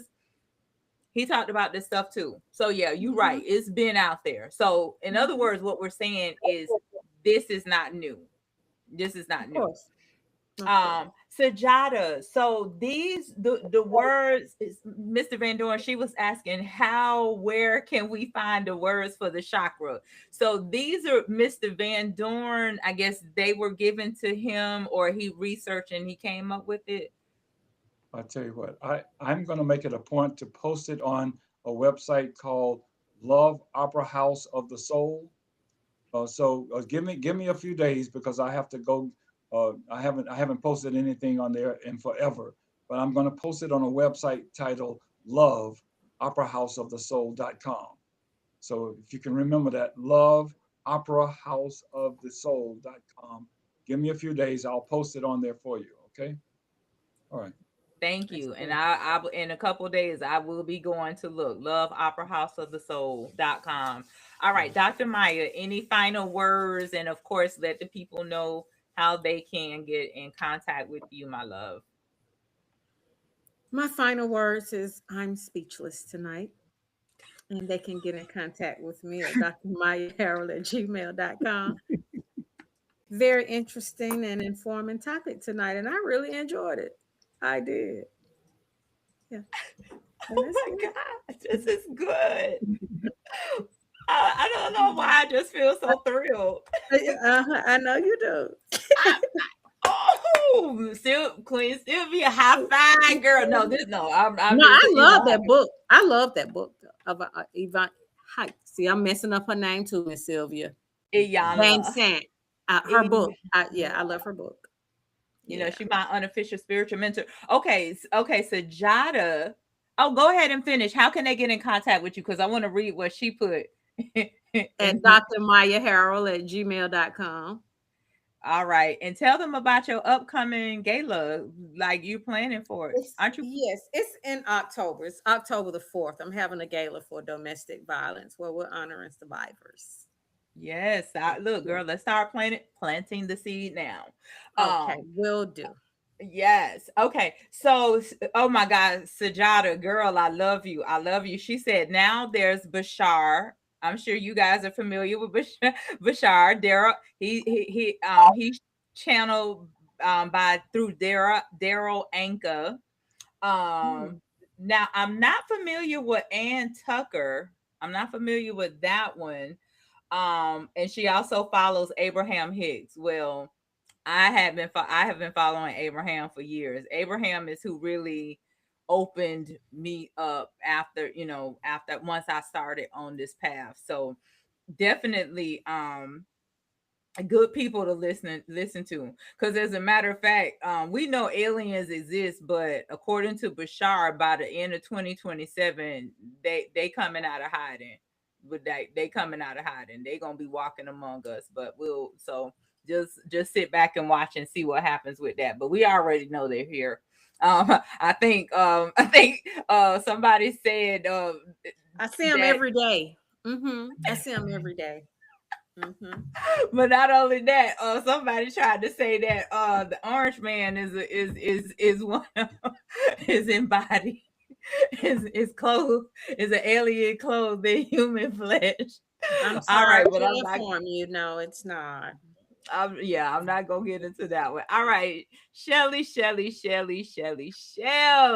come on now. I know you got something. Go ahead and give us a good wrap you up. Been too quiet. Yes, well, it's so much. There's so much being said on so many different things, you know. But I'm gonna just wrap it up with this. Where do I start? It's so much. But I'm gonna just say, as far as life, and I think her name was Morgan, talking about why did she have the life she had, or something similar to that. Like you have to live in nature. If life is wrong, you don't literally die, but you die and you get rid of all that. We so caught up in our feelings that we don't want to listen to nature. And to be family is not because you were birthed together. It's when family's wrong, friends are wrong, you got to get rid of it. I got to go over here to a new cycle in life. So you always got to just live in nature and get rid of everything negative and bad. 1, 2, water. Faucet water is doing nothing for you. It has fluoride and chlorine in it. It kills all living things in it. So praying to it, drinking it, anything you do to it, it's not doing nothing to it. You're over 73% water, so you shouldn't take that much water, especially inside of you. So keep that in mind. You have to have living water, and only one type of that. And and three, everything real estate. Holler at me. I've got plenty of time to slow down. I need it. rems.homes is my contact page, and that's it, and that's all. But learn for yourself too. Don't listen to us. Go find out. We done gave us so many books. It's crazy. We have the internet, which has every piece of information, but we're not literally, no one personal. We're the dumbest people. Anything you want to know is on there. Go. And they stay on the internet. Yeah. Google's cool. Don't leave it be on social media. Go Google Akashic records. How do I get rid of this? What does this happen? Blah blah blah blah. What books did they say tonight? They recording so much, it's probably gonna pop up. Exactly. And you know what? Even to your point, another person. Are you guys familiar with Edgar Casey? Mm-hmm. So that's another person you guys want to look into as well. Edgar Casey. Now, this one is going to be hard for folks, but I'm going to make this whole disclaimer. This is not Tammi who said this. This is what Edgar channeled. And I'm going, you know how you throw something and then you just end the session. So y'all can come back later with it if you choose to. Edgar access the Akashic records for Jesus, which actually I didn't know until last year that Jesus' other name was Yeshua. But he accessed the Akashic record for Jesus, and apparently, y'all ain't gonna like this. Jesus didn't ascend in the first lifetime. Jesus actually came here multiple times before he became an ascended master. So you might want to Why you do that, Miss Sylvia? Because that's a whole nother lesson. That when you're talking about the different names, and I'll just say this, the different names of Thoth, Thoth, incarnations and all of that is a fascinating lesson too. And his name was Yeshua because the J didn't come out to the 1500s. 1548. Look at I walk at the stars. See, so yeah, so but yeah, so the stories that we haven't been told of it, they ain't telling it all, but again, go do your research. Not here to bash him because I know about him, but just saying. Okay, Mr. Van Dorn, you're up. What you got for us as we get ready to wrap this up? And if the people want to contact you about your sacred geometry, tell them how to do so. Well, you only see Van Dorn on the screen. My last name is Hinnant. VanDornHennett@gmail.com. You can reach out to me. I'll share whatever I can. And that's all, folks. It's like happy to be here. And thank you for your presence. Thank you for the presence of your spirit. Thank you. But he said it's so easy it's difficult. He said just reach out to him. He'll share. So many people still are going to be like, what do I do? It's so easy and simple. Because Shelly, they've been programmed that simple don't feel right. It's supposed to be complicated. Back to feelings. Yeah. But I'm just so emotional. He just said just reach out. Okay, the whole information. That's it. Yeah. But went all over their head. Oh, y'all gonna stop shading folks tonight. We're just speaking some facts. That's all. We're just speaking facts, and if it hit a nerve, just say ouch and move on. Yeah. That's all. Just say ouch. That's it. That's all. Y'all so crazy. I love y'all.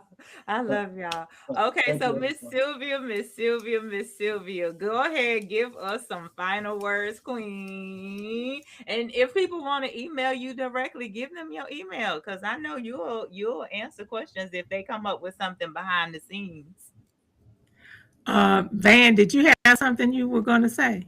No, no. I was just saying thank you, Oh, everyone. I'm just going to do a shout out for Copper Vibrations. It's a business that's here in Greensboro. You can find them. Just go to their website, coppervibrations.com. And if you live in Greensboro or near Greensboro, you can see some beautiful sacred geometry work that they have housed in their store that Van Dorn Hennett has done. So, yeah, copper vibrations. And also, I would say just be grateful every single day for the information that we receive through, through your soul. Just be grateful. Even the information that we got here tonight that you don't maybe knew nothing about, and you can just inquire, say out, I want to know more about this, and I guarantee the information will come to you. So I appreciate each and every one of you for coming on, your indulgence to look at things from a different perspective. Like Yeah. Tammy said, keep an open mind. Mhm. I love that. I love that. Great stuff, guys. And so as we go ahead and bring it in, for those who don't know me, I am Tammy B. I am a coach and spiritual mentor. And as well as a transformational speaker. So you can obtain more information at www.tammib.com. And again, just to show you guys, our Pause, Breathe, Bro, You Matter conference taking place. So, ladies, listen, I'm sure you all know a brother who needs to be in the room. So, please share this information. He can obtain his ticket at Eventbrite. And also, if you're a male only vendor and want to support this, you can email me at thassawoman@gmail.com for more information. So, as always, with much love and gratitude, I thank my panel. This was an awesome talk. I knew it would be. So I was so excited about it. I thank you guys, viewers. I thank you. You guys kept us active, kept the energy going. I appreciate it. And also, just a reminder, if you are not part of our community, we have awesome conversations like this all the time. So please join us by subscribing. We're here weekly at 7:30 p.m. Eastern with new content. Also, for the free 99, yes, the free 99. Please support us by clicking the thumbs up button on this message and help us grow by expanding by sharing this with others. We certainly do appreciate you guys. And let me tell you guys, next week is going to be it's going to be deep. We have actually a young lady that was kidnapped and her grandfather saved her. Um, I'm unclear on the details as if she was actually sex trafficked or what, but she's going to come on and tell her story. And the reason I'm clear on the details was because I wanted to authentically hear the story when you guys hear it. So join us again next Wednesday at 7:30 p.m. for her story. So, in closing, I leave you all with this. Your time is limited, so don't waste it living someone else's life. Don't be trapped by dogma, which is living the results of other people's thinking. Don't let the noise of others' opinion drown out your own inner voice. And most important, have the courage to follow your heart and intuition. They somehow already know what you truly want to become. Everything else is secondary. And that came from Steve Jobs. Words to go with that: your life is too valuable to be lived by someone else's expectations. Trust the wisdom within you. Honor your journey. As Shelley said, get out in nature, do spend some time. Mr. Van Doren said, quiet your mind, listen to the silence and the sound in the silence. Do what it takes to honor your journey. Follow the path that aligns with your purpose. And even when it looks different from someone else, know this: the world needs the gift that only you can bring. walk boldly, live authentically, and never, ever be afraid to become who you were created to be. Stay amazing. Peace, love, and blessings. Good night. Good Mm. night. Night.